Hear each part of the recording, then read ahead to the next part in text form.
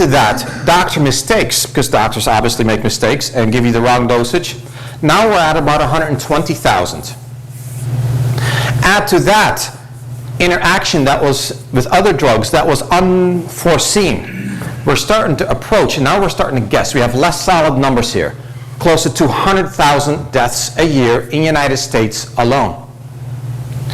So we're talking a huge discrepancy, 9 versus almost 200,000. And I feel it's a little bit unfair that maybe we should focus a little bit on the 200,000 also versus the 9. These statistics were so startling when they first appeared in 2004 that a restudy was done of these statistics. It is now, medication use is considered the 3rd to 5th most leading cause of death in the United States. So it's pretty mind-boggling. And the Wall Street Journal really took off on this one and tried to figure out where is this going. And they found out that the interaction problem of medications is a lot bigger than we first thought. It's not just interaction drug to drug, but drug with food and also drug with environment. They quoted one really interesting one that stuck in my mind, that Tylenol can interfere very negatively with insecticide spray.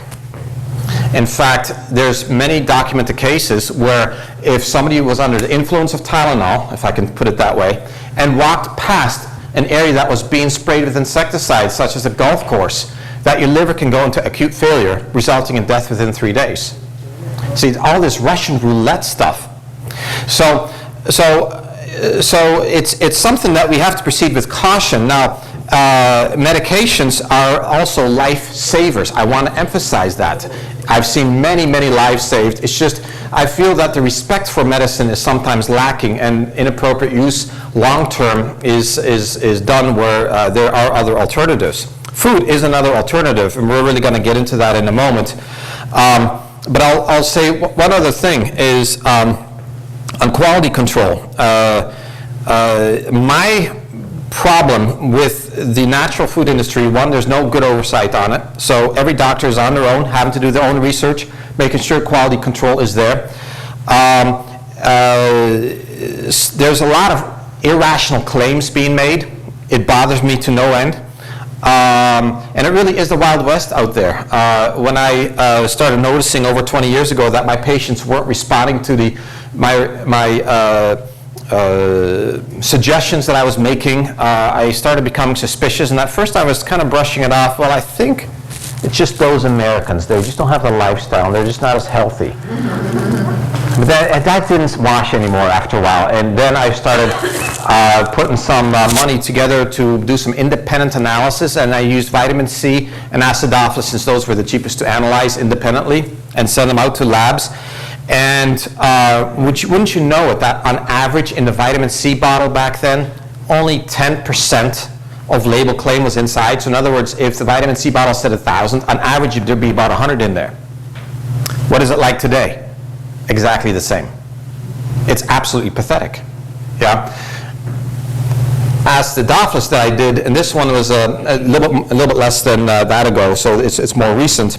Checked out 13 different brands of acidophilus, just a good bacteria that goes into your intestines. Only 2 of them had any live activity. It's just so sad. And of the 2, one had experienced genetic drift, which means it had changed form and was not nearly as effective anymore. So there's obviously, and I did pick on some of the worst offenders, by the way, but still it was really kind of makes you stop and think, and it's really a shame. So always look for the label that is certified by GMP, Good Manufacturing Practices. GMP is a tough label to get. Everything that you would get from here passes GMP. That's the American, that's the best stamp of approval that America has to offer. It's not follows GMP guideline. It does not comply to GMP standards. There's all kinds of play with words here because everybody's trying to claim it. No, it's GMP certified. That's the only way to go with it. And then I always look for independent analysis of the product, so that another outside lab, or maybe 2 or 3, have tested the product to verify their claim. And then depending on the product, like fish oil, I look for sheets and sheets of data on quality control. We're talking from freshness to what type of fish, to time of from gathering the fish to process, to encapsulating, what kind of stability test did they do, what kind of disintegration test did they do, is there pesticide residues, heavy metal residues, and last but not least, are there clinical studies that can back up the claims that the stuff actually works. So those are the things that we look for, and it is something that the FDA is supposed to do for their drugs also, but it's really been hitting the news the last couple of weeks, I don't know if you've seen it, on how many quality controls issues where there's bacterial contamination, even heavy metals found in almost 70% of the medications out there right now that they tested, and there's a big self-assessment going on, and what do we do with the quality control even within our pharmaceutical industry. So it gets kind of muddy, doesn't it? And a little bit disconcerting, but it's something that unfortunately I have to spend a lot of time just going over, touring the plants physically myself, talking to the researchers, and just getting to know where the product comes from. And I want you to do exactly the same as I do with the vitamins and minerals and herbs that I recommend for you. I want you to do that with the farmer's market also. And we're going to dig into that right now. So, let's go to one natural product, corn syrup. Let's follow corn just a bit, shall we? This is a fun one. This one's been, I picked on this one simply because one, it's going to, of course, set this quite a bit apart from the farmer's market. But I've seen in a lot of ads lately, and we're talking full-page ads in the newspaper, how this is a natural sweetener. It's a natural product. Why? It's derived from corn. Corn has a really interesting history when you really go into it.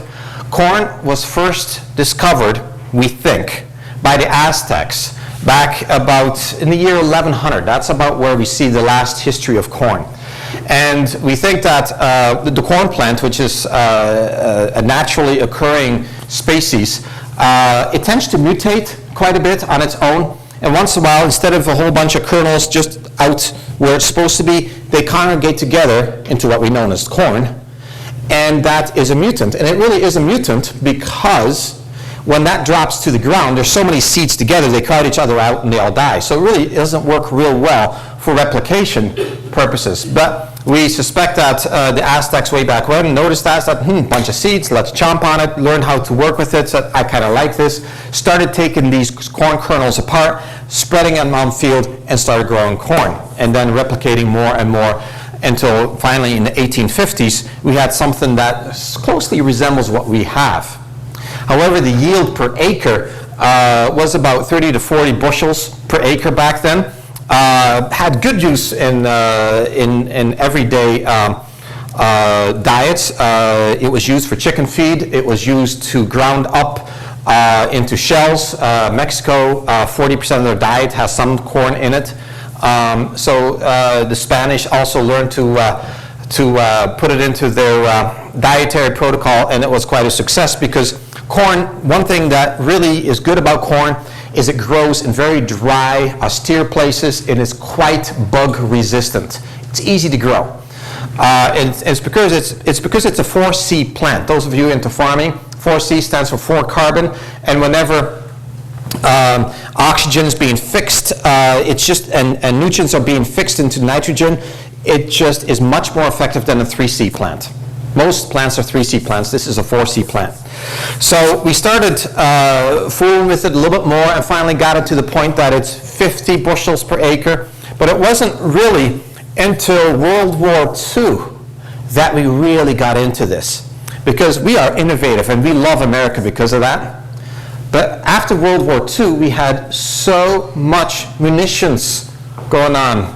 We didn't know what to do with it. Unexploded bombs. We had all the gunpowder, the black powder. What do we do with all this stuff?